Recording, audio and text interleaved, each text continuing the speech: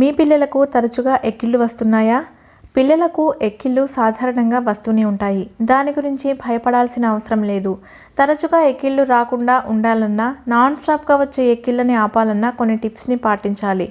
Breast feeding ఇచ్చేవారు మధ్య మధ్యలో గ్యాప్స్ ఇస్తూ పిల్లలకు ఫీడింగ్ ఇవ్వాలి. ఫీడింగ్ టైంలో ఎక్కిళ్ళు వస్తే కొద్దిసేపు భుజానికి ఎత్తుకొని వీపు మీద తడుతూ నిమురుతూ ఒక 5 నిమిషాల పాటు అలా చేయాలి.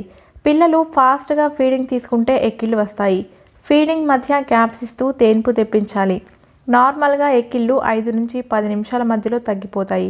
ఒకవేళ బేబీకి ఎక్కిళ్ళు తరచుగా వస్తున్నా, 20 నిమిషాల పైన ఎక్కిళ్ళు వస్తున్నా వైద్య సహాయం తీసుకోవాలి. Thanks for watching. Don't forget to subscribe.